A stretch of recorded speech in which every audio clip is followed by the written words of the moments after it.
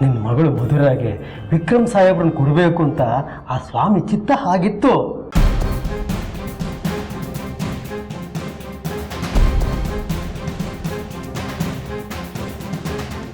ಏನು ಹೇಳ್ತಿದ್ಯೋ ಸಿಂಗ? ನಿನ್ನ ಮಗಳು ಮಧುರಾನ ವಿಕ್ರಮ್ ಸಾಹೇಬ್ರಿಗೆ ಕೊಡಬೇಕು ಅಂತ ಆ ದೇವರು ಮೊದಲೇ ನಿರ್ಧಾರ ಮಾಡಿದ್ದ.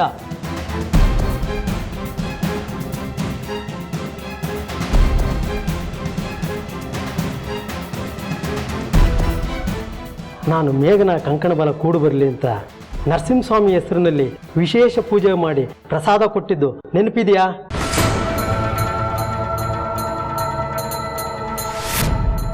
ಅಳಸಿಂಗಂಗೆ ಹೇಳಿದ್ದೆ ಮೇಘನಿಗೆ ಕಂಕಣ ಭಾಗ್ಯ ಕೂಡು ಬರಲಿ, ಅವಳ ಹೆಸರಲ್ಲಿ ಪೂಜೆ ಮಾಡುವಂತ.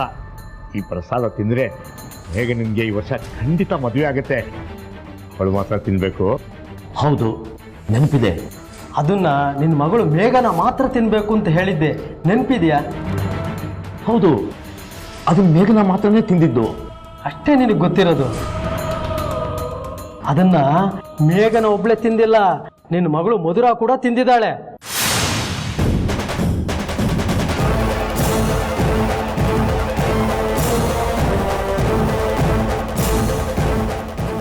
ಅವಳು ಕಂಕಣ ಭಾಗ್ಯದ ಪ್ರಸಾದ ನೀ ತಿಂದೆ ತಪ್ಪಲ್ವೇನೆ?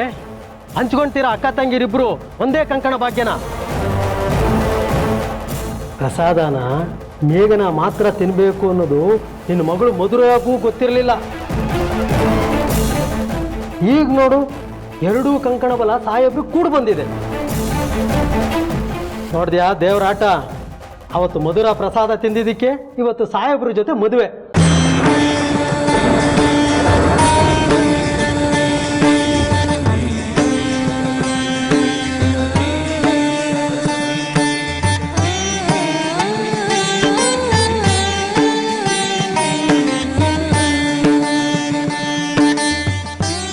ಅಂದ್ರೆ ಇವ್ರು ಮದುವೆ ಮಾಡ್ಕೊಳ್ಳೋದಕ್ಕೆ ಮೇಘನ ಪ್ರಾಣ ಹೋಗ್ಬೇಕಾಗಿತ್ತಾ? ಒಬ್ರು ಪ್ರಾಣ ತೆಗೆದು ಮತ್ತೊಬ್ರಿಗೆ ಮದುವೆ ಮಾಡಿಸೋದು ದೇವ್ರ ಚಿತ್ತದಲ್ಲಿ ಇಲ್ಲ. ಅದೆಲ್ಲ ವಿಧಿ ಆಟ. ಬೇಗನ ಸತ್ತೋದ್ಲು. ಹುಟ್ಟಿದಾಗ್ಲೇ ಬರ್ದಿರತ್ತಯ್ಯ ಇವ್ರಿಗೆ ಇಷ್ಟಿಷ್ಟೇ ಲಭ್ಯ ಅಂತ. ಮೇಘನ ಜೀವನ ಸಾಹೇಬ್ರ ಜೊತೆ ಇದ್ದಿದ್ದಿಷ್ಟೇ. ಮುಂದಕ್ಕೆ ವಿಕ್ರಮ್ ಸಾಹೇಬ್ರು ಜೀವನದ ಬಂಡಿನ ಎಳಿಬೇಕಾಗಿರೋದು ನಿನ್ನ ಕೊನೆಯ ಮಗಳು ಮಧುರಾ.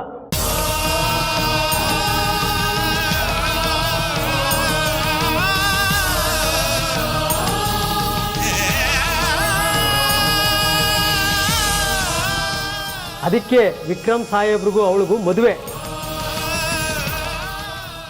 ಎಲ್ಲ ಸ್ವಾಮಿ ಚಿತ್ತ. ಅವನ ಮುಂದೆ ನಾವಾ?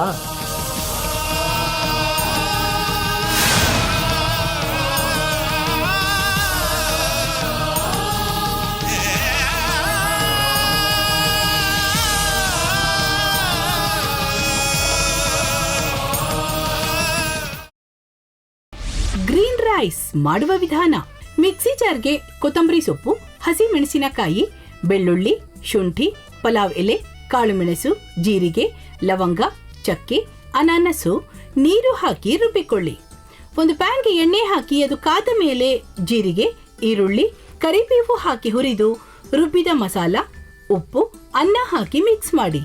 ಒಂದು ಚಿಕ್ಕ ಪ್ಯಾನ್ಗೆ ತುಪ್ಪ, ದ್ರಾಕ್ಷಿ, ಗೋಡಂಬಿ ಹಾಕಿ ಹುರಿದು ಕಲಸಿದರೆ ಗ್ರೀನ್ ರೈಸ್ ಸವಿಯಲು ಸಿದ್ಧ. ಅವಳು ಕೇಳೋ ಹಾಗಿದ್ದಿದ್ರೆ ಎಲ್ಲ ಯಾವತ್ತೋ ಸರಿ ಹೋಗ್ತಾ ಇತ್ತು.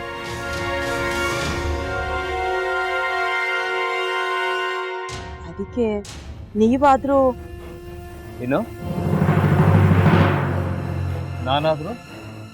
ನಾನಾದ್ರೂ ಏನತ್ತೆ?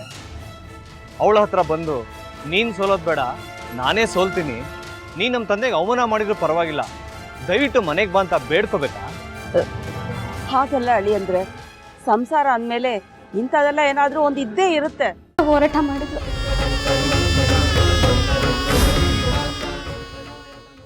ಮಧುವಂತೆ ಅಕ್ಕನ ನ್ಯಾಯ ಸಿಗುವವರೆಗೂ ನನ್ನ ಮದ್ವೆನೆ ಮಾಡ್ಕೊಳ್ಳಲ್ಲ ಅಂತ ಪಣ ತೊಟ್ಟು ಕೂತಿದ್ಲು.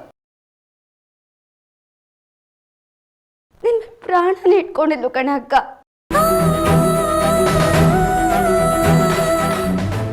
ಅವಳು ಮೈ ಮೇಲೆ ನೀನು ಸೇರ್ಕೊಂಡು ಅವಳ ಸಂಸಾರನ ಹಾಳು ಮಾಡ್ತಿದ್ಯಲ್ಲೇ.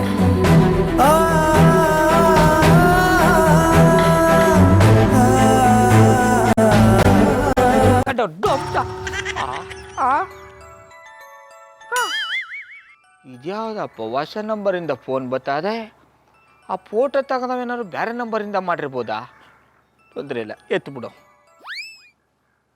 ಹಲೋ, ಏಯ್ ಪಟ್ಟಾಪಟ್ಟಿ ಚಡ್ಡಿ ಬನಿಯನ್, ಏನೋ ಮಾಡ್ತಾ ಇದ್ಯಾ? ಶಿವನೇ ಶಂಭುಲಿಂಗ, ನಿನ್ನ ಜೊತೆಗೆ ಮಾತಾಡ್ದವನೇಲಪ್ಪ. ಅಲ್ಲ ಶಿವ, ಯಾಕೆ ಹಿಂಗೆ ಫೋನ್ ಮಾಡಿ ನಂಗೆ ಜಂತುಳ ಬಿಡ್ತಾ ಇದೆ? ಏಯ್ ವಾಯ್ಸ್